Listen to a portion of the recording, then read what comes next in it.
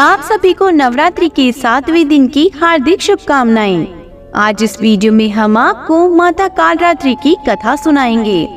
या देवी सर्वभूतेषु मां कालरात्रि रूपेण संस्थिता, नमस्तस्यै नमस्तस्यै नमस्तस्यै नमो नमः। जयकारा माता रानी का। नवरात्रि के 7वें दिन दुर्गा माँ के कालरात्रि रूप की पूजा की जाती है। यहाँ पर काल का अर्थ मृत्यु से है, जबकि रात्रि का अर्थ अंधकार अथवा अज्ञानता से है। अतः माँ कालरात्रि अज्ञानता का नाश करती है। कालरात्रि माँ को काली माता के नाम से भी जाना जाता है। दुर्गा माता का यह रूप सबसे भयंकर है। कालरात्रि रूप में उनका रंग गहरा है, गले में विद्युत की माला है और बाल बिखरे हुए हैं। उनका हार रात में चंद्रमा के समान चमकता है।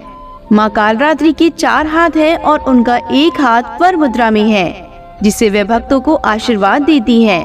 दूसरा हाथ अभय मुद्रा में है, जिससे वे सबकी रक्षा करती है। तीसरे हाथ में उन्होंने वृक्ष पकड़ा हुआ है और चौथे हाथ में नुकीला खड़ग है। उनकी 3 आँखें हैं और जब सांस लेती हैं तो उनकी नाक से लपटी निकलती है।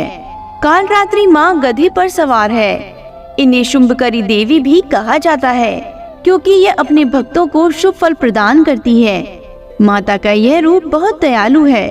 ये अपने समस्त भक्तों की मनोकामनाओं को पूर्ण करती है। जिस व्यक्ति का अपने क्रोध पर अंकुश न हो, वह माँ कालरात्रि का पूजन करके अपने क्रोध को वश में कर सकता है।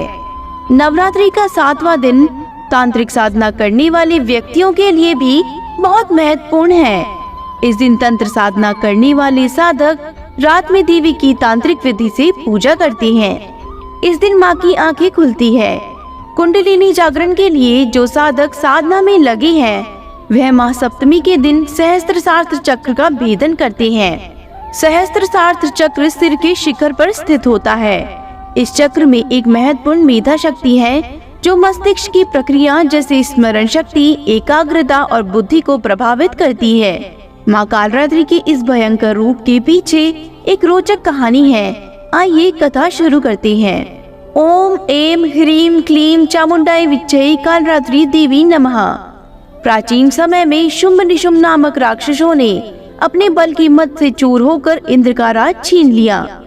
इस तरह अधिकार छीने हुए और दैत्यों द्वारा अपमानित करके निकाले हुए देवता अपराजिता देवी का स्मरण करने लगे। शिव देवी ने हमें वरदान दिया था कि मैं संपूर्ण विपत्तियों को नष्ट करके तुम्हारी रक्षा करूंगी। और ऐसा विचार कर सब देवता हिमालय पर्वत पर चले गए और देवी की स्तुति करने लगे। शिव जी ने देवी पार्वती से राक्षसों का वध कर अपने भक्तों की रक्षा करने को कहा। शिव जी की बात मानकर पार्वती जी ने दुर्गा का रूप धारण किया। युद्ध के मैदान में शुभ और निशुंभ ने राक्षस चंड और मुंड को भेजा। देवी ने चंड और मुंड से लड़ने के लिए काली देवी का निर्माण किया। तब काली माता ने चंड और मुंड दोनों को मार दिया और इस तरह उन्हें चामुंडा के रूप में जाना जाने लगा। इसके बाद शुंभ और निशुंभ ने रक्तबीज को भेजा। रक्तबीज एक अति पराक्रमी राक्षस था, जिसे ब्रह्मा जी से वरदान प्राप्त था कि जैसे ही उसकी रक्त की एक बूंद जमीन पर गिरेगी, वह एक बूंद एक बीज के रूप में काम करेगी, जिससे रक्त बीज जैसा एक और दैत्य पैदा हो जाएगा। इसलिए युद्ध क्षेत्र में जब रक्त बीज का रक्त गिरता, वहाँ बहुत सारे रक्त बीज पैदा हो जाते। इससे देवताओं का भय और बढ़ गया, क्योंकि जैसे ही दुर्गा जी ने रक्त बीज को मारा, उसके शरीर से निकलते रक्त से लाखों रक्त बीज उत्पन्न हो गए। इसे देख दुर्गा जी ने अपने तेज से कालरात्रि को उत्पन्न किया। इसके बाद जब दुर्गा जी ने रक्त बीज को मारा, तो उसके शरीर से निकलने वाले रक्त को कालरात्रि ने अपने मुख में भर लिया और सबका गला काटते हुए रक्त बीज का वध कर दिया। माँ कालरात्रि आदि शक्ति का ही एक रूप है और दुष्टों का नाश करती है और क्रूरता को समाप्त करती है। माता का यह रूप अपने भक्तों के प्रति बहुत दयालु है और जीवन से अंधकार दूर करती है। माँ कालरात्रि अपने भक्तों पे अपनी कृपा करके उनका वैभव बढ़ाती है।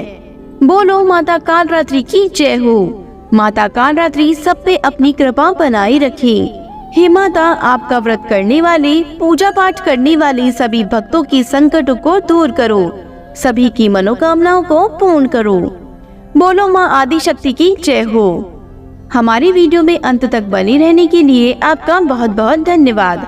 अगर आपको हमारा वीडियो पसंद आया हो तो हमारे वीडियो को लाइक, शेयर एंड सब्सक्राइब जरूर करें और बेल नोटिफिकेशन को भी ऑन कर लें, जिससे आने वाले सभी व्रत और त्योहारों की जानकारी आपको मिलती रहेगी।